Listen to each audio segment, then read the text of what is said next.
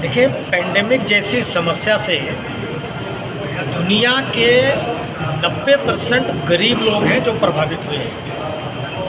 और G20 जो forum है, भारत की अध्यक्षता में इसका स्पेशली जो मतलब है कि भारत दुनिया के ऐसे ही 90% लोगों की आवाज़ बन रहा है। और जो विषय लिए गए हैं सोशल सिक्योरिटी के फॉर्मेट में नौकरी चली जाए तब उसकी मदद हो, बुढ़ापा आ जाए तो मदद हो, भारी बीमारी आ जाए तो मदद हो, यानी ऐसी सब प्रकार की परिस्थितियों में। और ऐसी परिस्थिति में पूरी दुनिया को दिशा दिखाने के लिए भारत के पास जो मॉडल है, हमने अभी गिग और प्लेटफॉर्म वर्कर की बात दुनिया में अब आई है, लेकिन ऐसे विषयों को या इस प्रकार के कामगारों को कैसे हम सोशल सिक्योरिटी दे सकते हैं, इसके लिए बरसों से हमारे पास एक मॉडल है DOCW, जो ये कंस्ट्रक्शन में निर्माण कामगार मजदूरों के एक वेलफेयर का ग्रुप है। और कैसा अच्छा मॉडल है कि किसी बिल्डिंग का जो बजट एस्टिमेट है उसका एक निश्चित % उस बजट पे चला जाता है। कौन मजदूर काम करेगा, कौन नहीं करेगा, किस बिल्डिंग में किया, किस में नहीं किया, यानी इम्प्लाई रिलेशनशिप का सवाल नहीं रहता। उस बिल्डिंग के बजट एस्टिमेट का पैसा सरकार के बजट में आएगा और उसमें जो भी पंजीकृत है उन सबकी सोशल सिक्योरिटी का प्रोविज़न होगा। ऐसे ही मथाड़ी कामगार वर्कर्स का बोर्ड है। यानी मैं जो बताना चाहता हूँ कि पूरी दुनिया में जो गिग और प्लेटफॉर्म वर्कर या जो कामकाजी दुनिया में बदल आ रही नई टेक्नोलॉजी के कारण लॉन्ग लास्टिंग एम्प्लॉयमेंट नहीं रहेगी, एम्प्लॉयर ही नहीं रहेगा, लेकिन एक आदमी को काम तो जीवन भर करना पड़ेगा। तो ऐसी परिस्थिति में कोई ऐसी व्यवस्था हो कि उसे हमेशा सोशल सिक्योरिटी मिलती रहे, तो भारत का ये मॉडल ऐसी व्यवस्था देता है।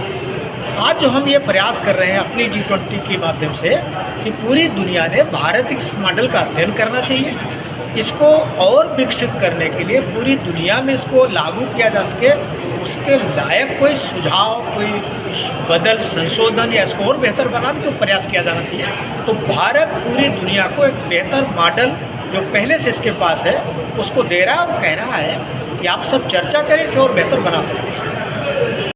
कारण जो गैप आ गया, उस गैप को पूरा करने के लिए जो हमने इनिशिएटिव लिया, माने भारत ने लिया, अन्न की ज़रूरत थी अन्न दिया, जिनका रोज़गार चला गया था उनको स्थानीय स्तर पर किस किस प्रकार की मदद मिल सकती थी, ऐसे दसियों प्रकार के कदम सरकार ने उठाए ताकि जो पेंडेमिक के कारण उनका रोज़गार छूटने और बाकी चीज़ों से जो गैप आया था उसको फिल किया जा सके। अभी तक वो चीज़ें चल रही। ऐसे में उद्योग जगत को भी सहायता दी गई, कामगारों को भी सहायता दी गई, और आज उन सब मदद के कारण लगभग फिर से उसी लेवल पर चीज़ें पहुंच रही हैं। और हम उम्मीद करते हैं कि आने वाले समय में फिर से वो गति आ जाएगी, या इसका जो अनुभव था उसके कारण बेहतर गति आ सकती है, मैं ऐसा भी कह सकता हूँ। देखिए, अभी मैं ऐसे कहूँ कि एम्प्लॉयमेंट अभी प्रॉब्लम नहीं है, एम्प्लॉयबिलिटी प्रॉब्लम। इंडस्ट्रीज कहती हैं कि हमारे पास काम के लायक लोग नहीं है, और लोग कहते हैं साहब हमारे लिए काम है। तो ये जो स्किल है इसी की कमी है। तो स्किलिंग, रीस्किलिंग, अप स्किलिंग, अब एक पूरा ध्यान इस पर है, इस पर देना पड़ेगा।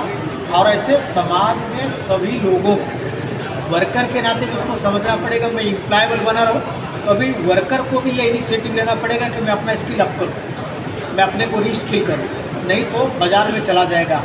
खास करके जो नई टेक्नोलॉजी आ रही है, आर्टिफिशियल इंटेलिजेंस का इंटरवेंशन हो रहा है, तो रीस्किलिंग, अप स्किलिंग, केवल यही एक मंत्र है जो किसी को लाइफ लॉन्ग एम्प्लॉयमेंट बनाए रख सकता। और इसी रीस्किलिंग, अप स्किलिंग को लेकर के देखिए, पहली बार हमारी जो नई शिक्षा नीति आ रही है उसने वोकेशनल एजुकेशन पर बड़ा थ्रस्ट दिया।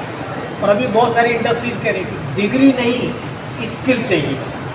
तो पहली बार नई शिक्षा नीति में स्किल पर एक ट्रस्ट आया है, और उसमें जो नई बातें आ रही है खास करके उन लोगों के लिए जिनको हम कहते हैं कि अनस्किल्ड लोग हैं, अनस्किल्ड लोगों को RPL किया जाए, उनका रिकग्निशन ऑफ प्रायर लर्निंग।